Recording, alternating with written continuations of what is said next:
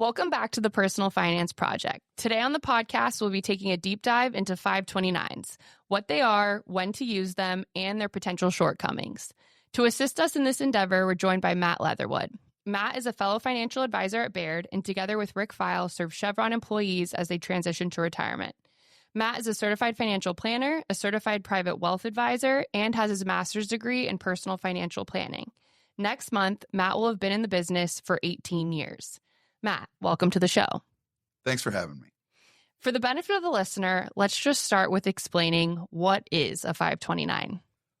In its most basic essence, a 529 is a college savings account that parents, grandparents, whoever can put money into and have it grow tax-free, similar to a Roth IRA. Has quite a few rules associated with it on what you can use it for, but that is really what it's for. It's a great tool for putting money in early, something you can stack money away in for years and years. And then when your kid turns 18, goes off to school, you can pay for the room, board, and education.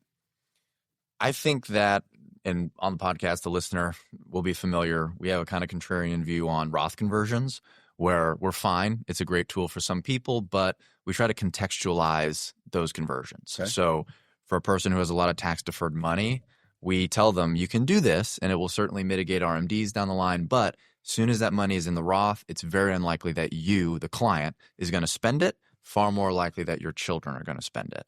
And so I think what Scott and I had kind of conceptualized this episode was trying to throw a little cold water on the 529 account. And I think it's been held up as this sort of panacea where it's going to solve all of your college funding problems. And if used properly, it can do that. But what are some of the shortfalls that you see or some of the issues you've run into with in your experience where is it a question of overfunding? Is it a question of now they have a scholarship and I don't know what to do with it, or my kid chose not to go to college? Like, I'm sure you've seen some of that. Yeah, I want to back up real quick. Sure. And because I do think there is no better deal if used properly than a 529 for, especially for parents of multiple kids that are trying to figure out how they're going to pay for this big thing later in life. Mm-hmm. But there are, along the lines of one of the things you just said, overfunding, I think, is a potential problem. Also starting too late where you're not getting the benefit and all you're doing is putting a lot of rules around money that don't need to be there. On the overfunding front, you have parents that are used to paying for kids, and especially if they're sending them to private schools or anything like that, you could have this cash flow that's already kind of set aside for your kids. And if you're doubling up on that 529 money, you're either overfunding it and it's going to be harder to get out later, or you're just going to have all this cash flow. And I guess you could save that cash flow, but it's not as efficient. It's tying up money during probably the most expensive years of the parent's life that may not need to be tied up. Yeah. And I would say another comment on that is that just so our listeners know, you can now use 529 accounts for like private high school or private middle school or elementary school, even if you wanted to. But that then kind of raises the question that you just delved into of is there enough time for this to grow before I need to use it? Because the general kind of arc path, that if you want to call it that, for a 529 account is you invest money, shortly after a kid is born, and then you let it grow for 18 years. The account kind of naturally, through target date funds, which are the most common way of using a 529 plan, it kind of gets more conservative as you get closer to the child actually needing the money for school. If you're going to be funding, say, kindergarten or first grade with it, there's just not a lot of time for it to grow. Exactly. And Scott, you'd said something interesting off air before we started, and when you're talking with a client, you basically tell them, I like the 529 less and less as time goes by. And I think your point that you just made is exactly right, where if you fund these things at birth, and Matt was just saying, if this is a person, a family, just had their first child or another child, and they want to put $100 a month into this thing starting from when they're seriously just freshly born, it's a great vehicle. But if you approach us and your kid is 12, 13, or 14 years old, then it's like, I'm not sure we're going to get enough benefit, and we might actually be taking too much risk with the money for that to be available just 3 or 4 years from now. Well, and that's actually a good point where, say you do start on the later side, are you going to do the same target date investing where, as you put money into it, as your child is 14 years old, are you going to be in a 60% bond portfolio? If that's the case, I might rather just, think of it as, all right, I'm taking on the college risk myself. I'm going to have a broad portfolio and draw from something that makes sense when my child is going to need to go to college. So yes, I agree. Probably that first 5 years of life is the window where I like it the best, because as we've talked about, compounding is always in your favor at the longer you have. If money you put into a 529 soon after a baby is born has a really good shot to double twice before you're going to actually use it for college. Yeah. That is an interesting way to look at it, the segmentation of the money, thinking that you have to come up with a strategy for this finite amount of money that's used to pay specifically for college. And if you have other wealth, other assets, you may be in a position, just as to your point, that it may make sense to come out of bonds. It may make sense to come out of your equities, depending on what that, what the situation is. And your 529 is only for that. And you lose some of that flexibility, and you may mistime the market and end up should have been in equity, should have been in bonds, and kind of shoot yourself in the foot there. I think another question clients often pose that a lot of people totally misunderstand are gift tax implications. And this is often a grandparent wanting to help out a grandchild with, say, college funding. And I think a lot of them worry if they are to pay these educational expenses on behalf of their grandchild by writing them a check directly. Yeah, you could have a taxable, so to speak, gift. Now, there's not any taxes due immediately, but you would just use up a little bit of your, credit and file that tax return, the 709 gift return, right? Yeah, and that's cumbersome, and I think people are very averse to that, and so they tend not to explore that route. However, you can pay an institution directly, and that, if my understanding is correct, is not construed as a gift.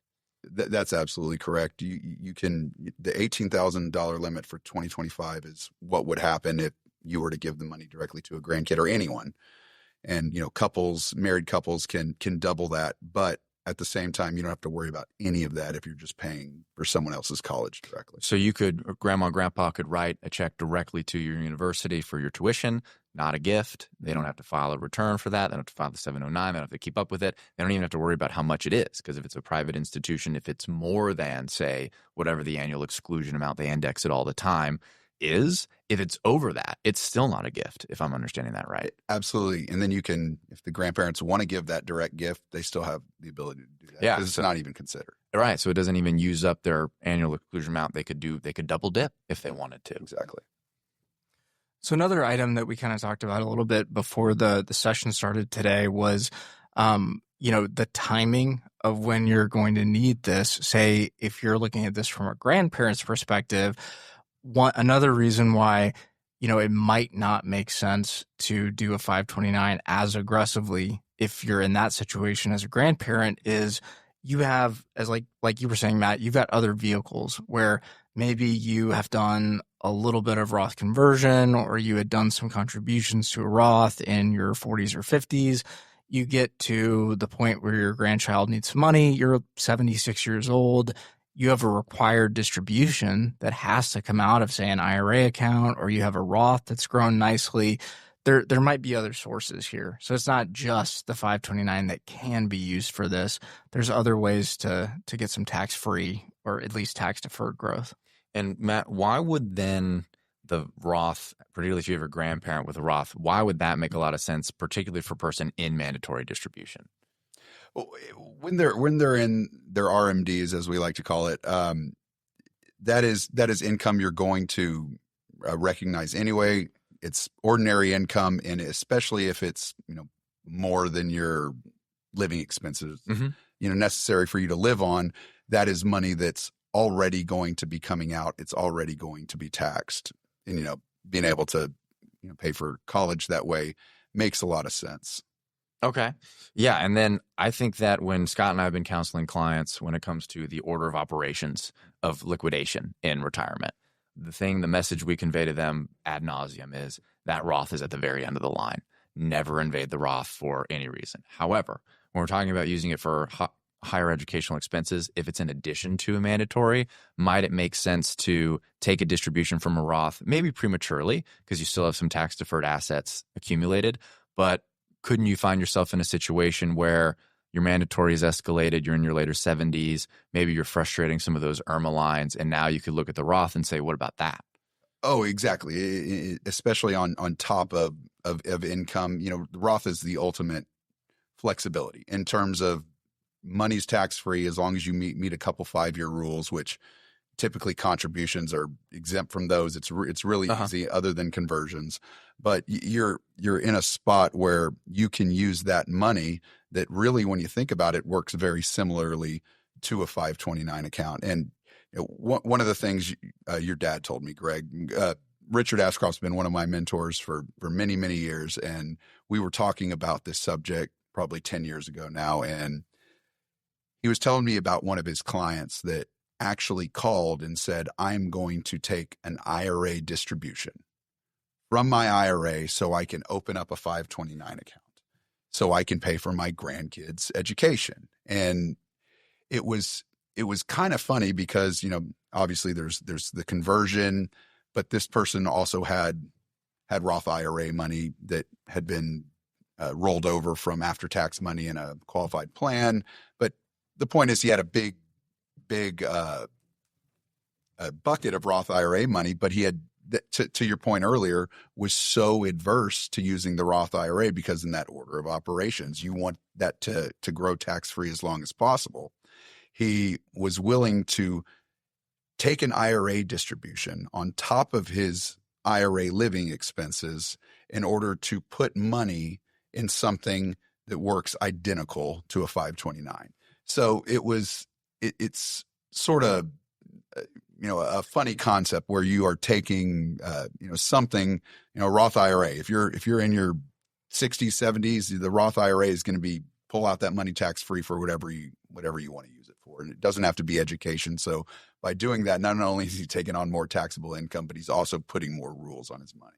Yes. A Roth, once you hit 60 and you've had that plan open for years, you could just call it your 529. Yeah, exactly. And I think clients get confused by stuff like that, where they're like, well, I can't take a distribution from a Roth for a higher educational expense because it's not a 529 account. So what I need to do instead is pay a bunch of income taxes, put it into a 529, and then to throw a little bit more cold water, particularly in states without a state income tax, you don't get a tax deduction for funding a 529. You do remove the assets from the estate, but you don't get an upfront tax deduction. So this client was thinking, all right, I have to follow the rules, so to speak, of financial planning where I've got a college expense. It must come from a 529, not really closely examining his accounts or realizing the name doesn't really matter. You've got tax-free growth on this bucket of money. Let's just call it a bucket of money. Let's forget the Roth nomenclature here for a second. If we take a distribution from that, we are effectively taking a distribution from a 529. And I think it's a really good point to make to clients to say, yeah, this vehicle is a retirement vehicle, but it can work extremely well for education funding if used properly. And if the exemption for paying college directly to the university didn't exist, right? It would throw a wrench in the Roth, the Roth plan. But I mean, for in some cases, some colleges may be less than 18,000. But that's the that's the beauty of how it works is that kind of stars kind of align to use it this way. Now, one of the problems is people may not have a lot of Roth balances, or they may have recently converted, or they may have, or maybe they're, in the case of parents, and the why we're saying grandparents a lot is, you might not be old enough to pull your distribution out of your Roth. But one of the things we talk more, or maybe not more, but as much with grandparents about their grandkids' college education than we do about parents, or as we do to parents. Yeah, and I think that you were talking about overfunding as a potential pitfall here. If you are in your 30s, just had kids, you're probably not going to overfund your 529. You've got a lot of other things to spend money on. The overfunding situation is probably for the grandparents. So it's important to just kind of think about what's your situation and what do you have to kind of put towards this issue. And then I think some of the other things people can sometimes overlook are we want to make sure that our kids are well prepared for college. So setting money aside for that is important. However, we also hope that they're academically inclined enough, or maybe if you're from a family who is very athletically inclined enough to earn a scholarship. Mm-hmm. But how does a scholarship, does it play nicely with a 529 or is it kind of adversarial? It helps a little bit in terms of you can take distributions from the 529, but the problem is they're not going to be tax free. You avoid the penalty, correct? I believe that's the case, but you're still going to be taxed at ordinary income on that money. The growth. Yes, on the growth from what you put in, because the code doesn't allow you to essentially double dip. So you've got scholarship money. You can't overlay scholarship money with 529 money and still get all of the exemptions or all of the exclusions from your income. We'll work out exactly what the rules are, but you don't get all of it totally tax free if you get a scholarship. That's kind of like, and it's strange because it's sort of double-edged sword. You hope your kid does well enough in high school to where they get a scholarship, but if you're a very conscientious person, you've saved money for their school, if they get a full ride, you think, well, shoot, if I only have one kid, I got to hang on to this account and maybe a grandchild ultimately will use this, but you can end up in that situation where even if it wasn't overfunded, it was just funded. Now you can't use it because they had a better source of money. Well, but in that situation, you do have to recognize that's, say you had $30,000 in the 529 and the scholarship was for $30,000, even after taxes at a pretty high rate. You're at least going to get some of it back. Yeah. It's not the efficiency. Yeah, for sure. The money's not gone. Like they're not going to take it from you, but it's just, you put some money away hoping it would have a specific set of distribution rules. And all of a sudden, because your kid did too well, you don't get those. It essentially converts what otherwise would have been long-term capital gains to ordinary income, which is not the most ideal. Yeah. I mean, it's not, maybe not be the end of the world, but not deadly. Yeah. It's a lot better than paying taxes on that income and also paying 10%. But for sure, it's not. For sure. Yeah. One other thing that I was just going to bring up is kind of something to think about with 529s that maybe isn't talked about a lot is that I would say over the last 15 years with ETFs and kind of discount brokerage firms, it's really easy to feel like you can literally do anything with your money. You can, anybody, whether you're a financial advisor or you're a teacher or a plumber, you can invest in options and ETFs and individual stocks, all that kind of stuff. One of the things to kind of think about with 529s is they are still a little bit more of an old world vehicle in terms of you have to find a plan sponsor for them. There's going to be a limited number of investment options. Either of you guys have any thoughts on the flexibility or lack thereof in the investment options on a 529? I would say that 529s, just as from an advisor standpoint and from a client standpoint, are very clunky when it comes to how money moves and how just for us. If you've ever seen any of our client reporting from Baird, we'll show you the dollar amount in your 529s, but that's almost held in a separate, silo by these mutual fund companies. And they all tend to be fairly expensive, whether it be through an advisor share class where you're paying a fee, or they have front loads, which can, just prevent the money from growing as fast as it should. And I do feel that it is very old worldly, and it seems like it would have caught up with everything, with the way everything's going, but that's true. It hasn't. Yeah. And I think when a parent or grandparent comes to us and says, well, I want to fund a 529. I was like, okay, that's the goal, to fund the 529, but what's the goal of that goal? And generally the goal of that goal is to have a very tax efficient way of paying for school. And so then the next question is tax efficient for whom? Who is going to have the actual tax burden associated with whatever money is going to be used to pay for tuition? And so we've had clients come to us and say, well, kid needs money. It might be for school. It might not be. I don't necessarily want to realize this capital gain because I've got this mutual fund that I've had for 50 years or whatever. And so we'll gift them the shares because you can just move the tax burden down the generational line. And now with ETFs being very broadly available, those are very tax efficient in their accumulation. So you could have a case where you didn't recognize much income that would be taxable to you along the way, dividends, interest, that kind of thing. And now you've just got this big gain, but you can gift ETF shares down to the next generation. You cannot fund a 529 with highly appreciated securities. They don't let you do that. Yeah. So if you have highly appreciated ETFs now, that's another really great alternative that provides some optionality, not perfect, because getting that gift amount right, and you might have a 709 to file, but if you just do one gift of highly appreciated stock, could mess up if they're trying to get financial aid, could mess that up because it's now going to be in the student's name, which raises their expected family contribution. But that's another really interesting way, I think, to get some taxes deferred for the person in question, which tends to be grandparent, not the student. So I like to make sure that we are on board on who are we getting this tax deferral for. One last thought on the tax situation. If you are going to say donate, or excuse me, not donate, but gift ETF shares down to a grandchild, you just want to make sure that, one, they're ready to file their own return. Right. Because the parent might not love that idea if they are used to filing them as a dependent. And two, just that they're, ready to do that, as whether it's you helping them as the advisor and, kind of getting an account set up for them and helping them with the tax forms. That's just a little bit of a process. Sure. And it's not going to be a panacea. It's all trade-offs. And that's a really great point. One of the other things that we were talking about off air was this new provision written into the code. Congress, in their infinite genius, allows for these now 529 to Roth. We can call them conversions, but that's sort of a confusing term because it's not the same as a typical Roth conversion. And I was hoping we could cover some of the details of why this still doesn't make those 529s as attractive as we once thought. Yeah. Expectations versus reality. This is a perfect example of that. When I first heard that we're going to be able to convert 529 money to Roth IRA, I was pumped. And I knew that we have clients that maybe have a little bit too much 529. That would be something that could be easily done, still benefit the beneficiary. And then we got all the rules that are associated with it. I mean, there's about 3 rules that seemingly anyone could trip over one of them, right, disqualify themselves.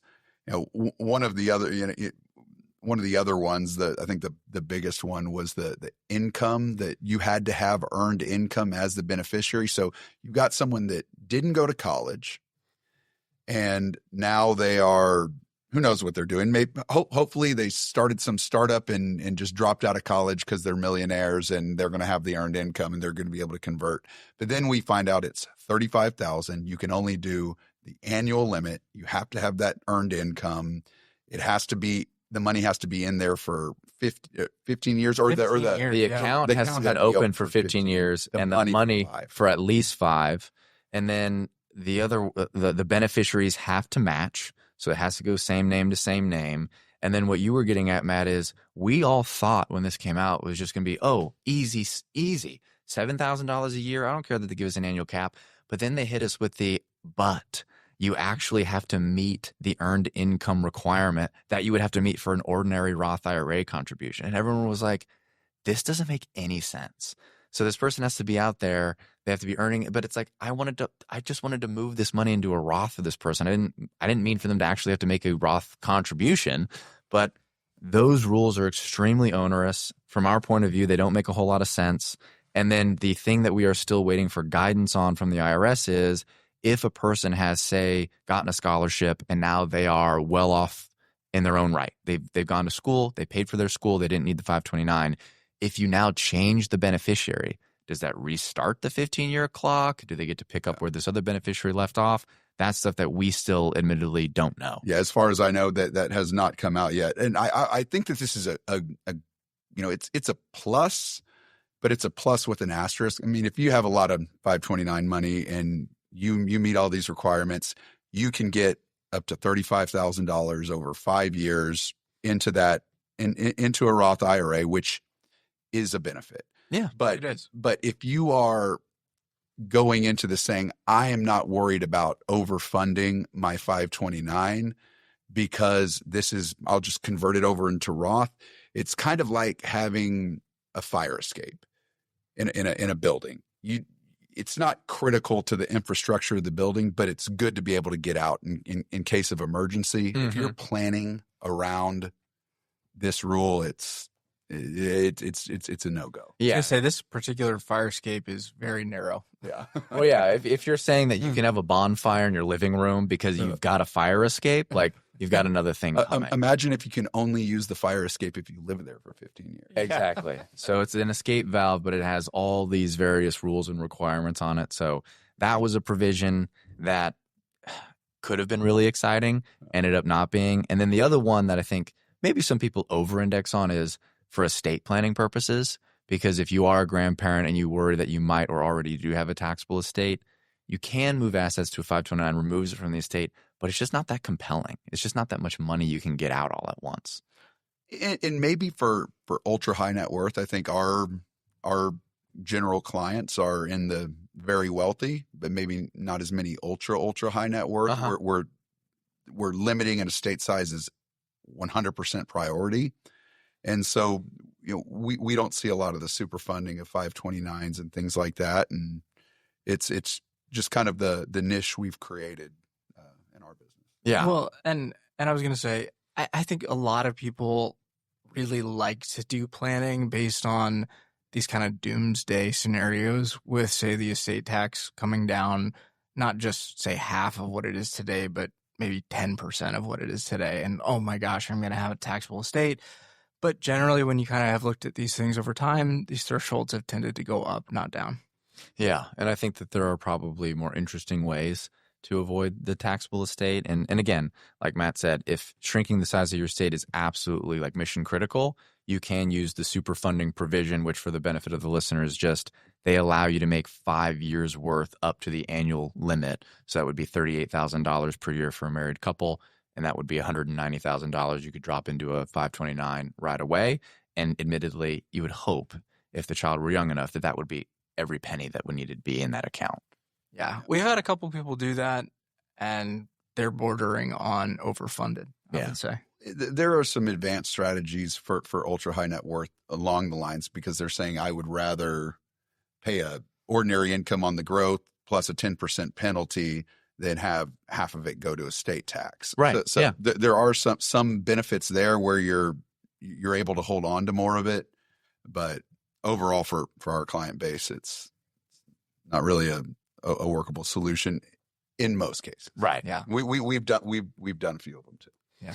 And then I think, and this is only because we had a case like this, one of the pitfalls of the 529 is you have to do, I'll call it cash flow matching, which is if you get a tuition bill for this year, for this tax year, you have to take your 529 distribution in that same tax year. So we had a case where client's daughter of ours was working for McKinsey. They wanted to send her to Harvard Business School. So she went to Harvard Business School for a year, paid for by McKinsey. After a year of Harvard Business School, she decided not only do I not want to get my MBA, I don't even want to work at McKinsey. So she left the program. And McKinsey said, well, you owe us, I don't know, $50,000 because the whole point of sending you there was that it was going to make you a better employee. So she thought, well, great, I've got this 529 account. But too much time had gone by. So she could not even take a distribution from her very well-funded 529 to pay this $50,000 obligation because the cash flows didn't match in the same year. And I think that's one provision that people go, oh, don't worry about it. Like, I'll just reimburse myself or what have you from a 529. Not so. Doesn't work that way. Yeah, it's matching up those, and especially, having our clients time when it is that they're trying to pay things at the end of the year out of their own pocket. It's we want to make sure that those all match up in the same calendar year. Yeah, but that is an extreme scenario. It is. I hadn't heard that one before, but that is that's the ultimate downside. Yeah, and it's just that was just the perfect storm where really expensive, decided to make a career change, but I think a lot of her parents loved her for it. Yeah, I mean, she was super popular at home after that. But it's just one of those things where it's not a problem until it becomes a problem. Yeah. And you never think that, oh, I've got this money. I've followed all the rules to the T. And this is a qualified educational expense. And then right at the 1 yard line, you think, oh, no, there's one hang up here. That expense was actually incurred last year, and I didn't take the distribution. And people do this kind of stuff all the time. They just don't realize that was a rule, but it is. You were talking earlier about the different planning scenarios. just, whether we're talking about ultra high net worth, and it reminded me of a younger Matt back in 2011, when I had been studying for months and months for the CFP. I took it and I passed it, and I was so pumped. It was so much information, and I felt like it was the most I'd ever studied for anything in my life. It was a very challenging test, a test that they tried to trick you on every question. And I knew all of these things, all of these different planning strategies and I remember talking this guy's ear off at a friend's birthday party one time about all these different tax strategies and planning strategies he could do. And in the end, a lot of it is not as practical in implementation, whether it be, certain gifting strategies or, yes, that the $35,000 529 conversion or Roth rule is a perfect example of that. Like, oh, you can do that, and $35,000, if you're able to convert that in your mid-20s, that'll grow, and it'll be worth $200,000 by the time buy Apple stock in it in 1994. All of that, but that also discounts the fact that you have humans that have to keep up with all these deadlines every year. You have human behavior that maybe I decided to go travel Europe for 3 years and I have no earned income.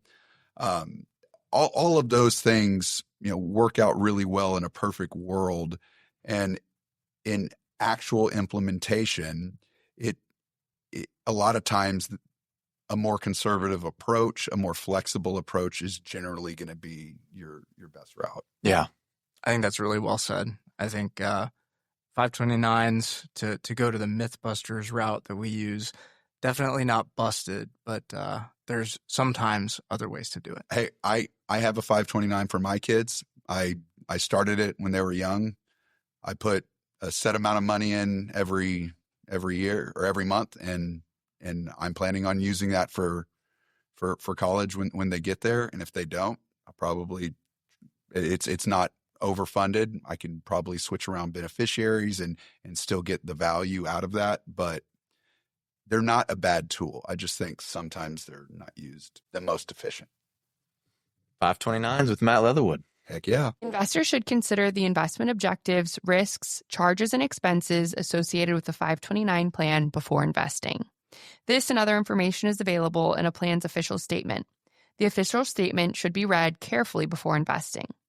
Depending on your state of residence, there may be an in-state plan that provides tax and other benefits such as financial aid, scholarships, and creditor protection that are not available through an out-of-state plan. Before investing in any state's 529 plan, you should consult your tax advisor. This broadcast contains the current opinions of the hosts and are subject to change. The broadcast is provided for informational purposes only and should not be considered investment advice or recommendations. Investors should obtain professional advice before making investment decisions. This is not a complete analysis of every material fact regarding any company, industry, or security. The information has been obtained from sources we consider to be reliable but cannot guarantee their accuracy. Robert W. Baird & Co. Incorporated is not a legal or tax services provider, and you are strongly encouraged to seek the advice of the appropriate professional advisors before taking any action. For more information about any companies discussed, please contact Baird. Past performance is not indicative of future results, and diversification does not ensure a profit or protect against loss. All investments carry some level of risk, including loss of principal.